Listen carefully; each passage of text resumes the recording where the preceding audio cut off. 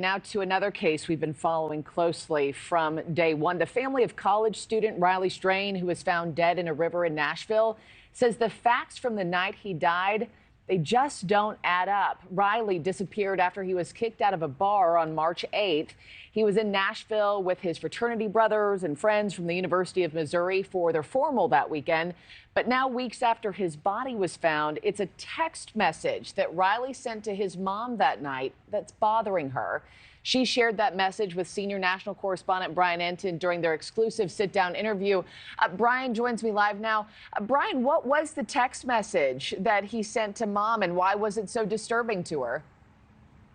Yeah, this is the first time that the family is talking about this. It was really a very, very emotional interview, Mark. You can imagine Riley went missing the beginning of March. His body was discovered in Nashville a couple of weeks later. We obviously covered the story really extensively. Their focus was so much on finding Riley. But now they say that they've sort of had a moment to process all of this as they continue to grieve.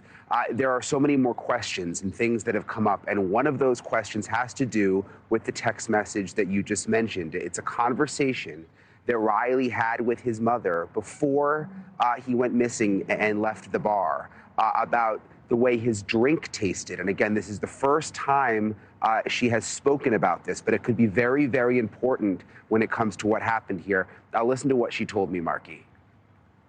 He had sent me a text and said that he had he was drinking a rum and coke and it didn't taste good.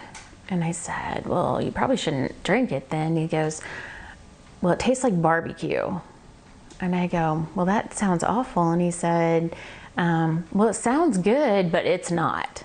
When a rum and coke normally tastes the same, I mean, that's not something that you really normally tastes any different. Right. It has a very consistent taste.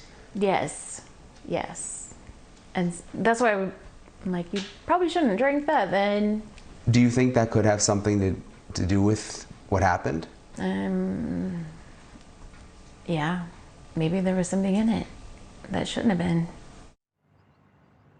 And so, Markie, this is now one of the things that the family is zeroing in on, questioning, could this have had something to do with him disappearing that night? Could he have been roofied? Is this the reason that he ended up in the river? It's something they're looking into, and it's a new revelation we're going to get into tonight. We're going to have the full conversation on Banfield tonight. That's at 10 o'clock Eastern, Markie. Yeah, it makes no sense that that drink would have tasted like barbecue. And I know the two of them had a close relationship, right? I mean, this was a mother and son who checked in multiple times a day with one another. And Brian, are police still actively, investigating as to what happened that night, or has that kind of been called off?